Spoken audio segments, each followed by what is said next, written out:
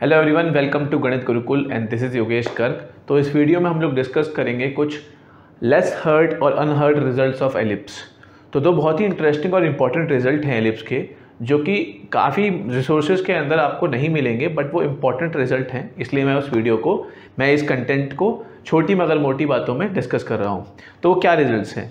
तो दोस्तों देखो क्या होता है, एक एलिप्स के अंदर अगर हम कहीं भी किसी भी पॉइंट पे टेंजेंट ड्रॉ करते हैं तो फोकस से, दो फोकाई होते हैं एलिप्स में, राइट, उनसे जो हम परपेंडिकुलर ड्रॉ करेंगे उन टेंजेंट्स पर, उससे रिलेटेड कुछ दो इंटरेस्टिंग रिजल्ट हम देख सकते हैं। सो व्हाट वी हैव, हमने एक एलिप्स देखा, ठीक है, और इस एलिप्स में हम कहीं भी टेंजेंट ड्रॉ कर सकते हैं उन दो रिजल्ट्स को देखने के लिए। है क्या वो रिजल्ट, क्या है पहले वो समझ लेते हैं। सो फॉर सपोज ये एलिप्स है आपका, ठीक है, और आपने कहीं किसी पॉइंट पर एक टेंजेंट ड्रॉ किया। तो ये एलिप्स आपका जो नॉर्मल एलिप्स की इक्वेशन होती है, X square by A square plus Y square by B square is equal to 1, ठीक है। और यहाँ हम कंसिडर कर रहे हैं ए ग्रेटर देन बी, तो मेजर एक्सेस क्या हो जाएगा आपका एक्स एक्सेस, और points a,0 minus a,0 in similarly same goes with minor axis. Point is this कि टेंजेंट ड्रॉ कर दिया, दो फोकाई जो होंगे आपके वो क्या होंगे, a,0 माइनस a,0। तो अब हमने a,0 से जो परपेंडिकुलर ड्रॉ किया, ठीक है ना, उसके फुट को, इसको बोलते हैं पहले तो हम इसको s बोल देते हैं पॉइंट को, और इसके फुट को p, ठीक है। दूसरा फोकस है आपका, उसको बोलते हैं s डैश, और माइनस a,0 हमने पॉइंट ले लिया, इससे जो परपेंडिकुलर ड्रॉप किया उसको बोला इस फुट को p डैश। तो दोस्तों sp और sp डैश का जो प्रोडक्ट होगा sp into S dash P dash, पता है आपको क्या होगा, एस पी और एस डैश पी डैश क्या होगा, इसकी वैल्यू होगी बी स्क्वायर। ये कैसे हुआ, बी स्क्वायर कैसे आया ये?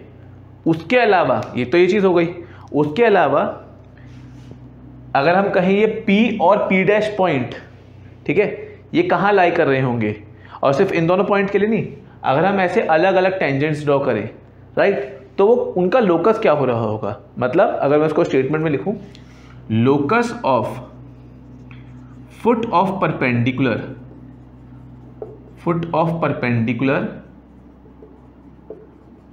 ड्रॉन फ्रॉम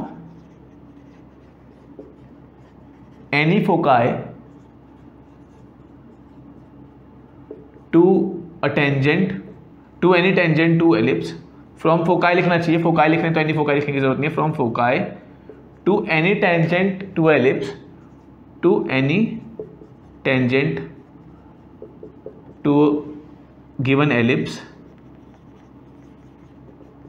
इज इट्स, पता क्या, ऑक्सिलरी सर्कल। मतलब जो ये P और P डैश का लोकस आएगा, पता है वो क्या होगा, ऑक्सिलरी सर्कल। और ऑक्सिलरी सर्कल क्या होता है, वो सर्कल जिसका रेडियस क्या होता है, सेमी मेजर एक्सिस। तो इज इट्स ऑक्सिलरी सर्कल। इस केस में क्या हो जाएगा, वो x square plus Y square is equal to a square. तो ये जो दो रिजल्ट्स आप लोग देख पा रहे हो बोर्ड पर, ऊपर फर्स्ट रिजल्ट और नीचे सेकंड रिजल्ट, ये बहुत ही इंपॉर्टेंट और इंटरेस्टिंग रिजल्ट हैं। वैसे अगर देखा जाए इनका प्रूफ अपने आप में बड़ा विस्तार में है, बहुत सारी चीज़ें उसमें करनी पड़ेंगी, क्योंकि आप रैंडम टेंजेंट लोगे। काम आसान करने के लिए हम क्या कर सकते हैं, टेंजेंट ले सकते हैं अपना, कहाँ पर हम टेंजेंट ले सकते हैं आपका, either on the major axis, any end of major axis और any end of minor axis. Suppose मैं क्या करता हूँ इसमें ना, पहले तो राइट टेंजेंट हटाओ, ठीक है, इसको राइट टेंजेंट को हटा देते हैं, और हम एक टेंजेंट ड्रॉ करते हैं सपोज अपना at the end point of major axis. तो ये जो टेंजेंट होगा ये हमारा a,0 से पास कर रहा है। दोस्तों फुट ऑफ परपेंडिकुलर तो इस केस में दोनों के लिए सेम ही हो गया, मतलब ये स्ट्रेट लाइन में लाई कर रहा है एस डैश एस, और इस पॉइंट को बोल देते हैं p। तो क्लियर सी बात है, हम कह सकते हैं क्या इसके अंदर, हम इसमें क्या बोल सकते हैं कि एक सिमेट्री से कह सकते हैं फुट ऑफ परपेंडिकुलर यही होगा, क्योंकि ये एंगल मतलब इसके पैरेलल होगी लाइन, तो 90 डिग्री का एंगल बन रहा होगा, ठीक है। एस डैश पी यहाँ क्या होगा, एस डैश पी, पहले एस पी बताओ, एस पी क्या होगा यहाँ पर? क्या वो ए ही होगा? वो होगा ए माइनस ए, क्योंकि बट दोस्तों ए तो ये डिस्टेंस है ऑरिजिन से, और ऑरिजिन से लेकर फोकस तक का डिस्टेंस ए ही है, तो एस पी कितना हो जाएगा? ए माइनस ए। अच्छा, और एस डैश पी क्या होगा? जो कि दूसरे फोकाई से ड्रॉ किए वो सेम परपेंडिकुलर का, फुट ऑफ परपेंडिकुलर सेम होगा, तो एस डैश पी कितना होगा आपका? वो होगा, देखो काउंट करो कितना होगा, मतलब यहाँ ये डिस्टेंस तो वही रहेगा आपका S P, A minus a E. S dash कितना होगा? एस डैश कितना होगा? 0। डिस्टेंस की बात हो रही है यहाँ पर, काउंट उसको मतलब ऐड करोगे आप 2AE, तो 2AE इसमें ऐड कर दो ए माइनस ए ई में, ठीक है। So S dash P is A plus A E, ठीक है।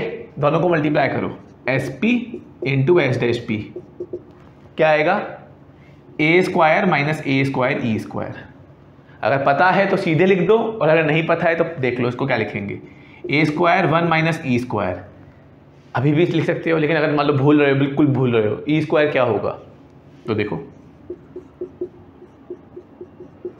अब मतलब सब कुछ ही भूल के बैठे हो तो फिर तो पेपर छोड़ के वापस आ जाओ घर पर, फिर तो ऐसी सिचुएशन में तो कुछ नहीं हो सकता, सॉरी। ये आपका क्या होगा यहाँ पर? ए स्क्वायर, ठीक है, 1 माइनस 1 कैंसिल हो जाएगा, plus b square by A square होगा, तो ये आपका बी स्क्वायर आ गया, तो बी की तो प्रूफ हो गया, ठीक है। इंपॉर्टेंट है ये चीज़, और ये जो प्रूफ आपको दिया है तो वर्स्ट केस में एग्जाम में भूल जाते हो, ऐसे करके प्रूफ कर लोगे फटाफट से। पर दूसरा पॉइंट, ये कैसे याद रखें कि ये ऑक्सिलरी सर्कल है? आपको लगेगा कि सर चलो ठीक है, ये वाली बात भी तो आ गई, ए कॉमा 0 से पास कर रहा है, पर वो काफ़ी नहीं है, क्योंकि ए कॉमा 0 से पास करने वाली तो लाइन भी हो सकती है। तो अब ऐसे केस में क्या करें? एक और टेंजेंट बना के याद रख लो। एक टेंजेंट ये हो गया, एक और टेंजेंट ड्रॉ कर दो, लेट अस से इस पॉइंट पर, इसको बोलो क्यू,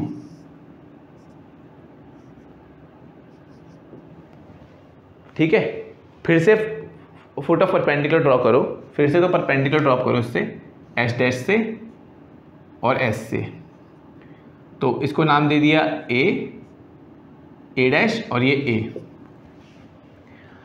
अगर हम ए और ए डैश के बारे में भी कमेंट कर दें, मतलब हमने पी तो बता दिया, पी किस पे लाइक, पी ए कॉमा 0 से पास कर रहा है, तो वो तो इस ऑक्सिलरी सर्कल से पक्का डेफिनेटली पास करेगा। अगर हम ए और ए डैश पे भी कमेंट कर दें कि वो भी ऑक्सिलरी सर्कल से पास कर रहा है, तो अपना काम खत्म हो जाएगा। क्या हम ए और ए डैश का वर्टेक्स निकाल सकते हैं? बिल्कुल आराम से। ए और ए डैश का कोऑर्डिनेट निकाल सकते हैं बिल्कुल ईजिली। ए क्या होगा दोस्तों? ये कितना, ये किसके पहले, ये डिस्टेंस कितना है? बी, तो ए का कोऑर्डिनेट हो जाएगा ए ई कॉमा बी। इसी तरीके से ए डैश क्या होगा? Minus a e comma b. ज़रा ए और ए डैश के लिए ये बताओ x square plus Y square क्या बन रहा है? ए और ए डैश के लिए, जैसे ए और ए डैश के लिए x square plus Y square क्या, देखो दोनों का एक्स स्क्वायर वाई स्क्वायर तो सेम आएगा, तो ए का जो एक्स कोऑर्डिनेट है ना, उसका स्क्वायर क्या होगा? ए स्क्वायर ई स्क्वायर। ए का जो वाई कोऑर्डिनेट है उसका स्क्वायर क्या होगा? B square. दोनों को ऐड करो, तो ए का एक्स कोऑर्डिनेट का स्क्वायर प्लस ए के वाई कोऑर्डिनेट का स्क्वायर, या इसको x square plus Y square लिख दो, क्या आ रहा है? A square E square plus b square. खैर अभी ही रिजल्ट देख लिया है दोस्तों, a square minus A square E square क्या था? बी स्क्वायर के बराबर। सीधे नहीं लिख सकते हम ये बात कि ए स्क्वायर ई स्क्वायर प्लस बी स्क्वायर क्या हो जाएगा? ए स्क्वायर, यानी किसके बराबर होगा? ए स्क्वायर के। और आप देख सकते हो same goes with A dash, तो बात खत्म। ए डैश ए और ये पी पॉइंट तीनों सेटिस्फाई कर रहे हैं ऑक्सिलरी सर्कल की इक्वेशन को।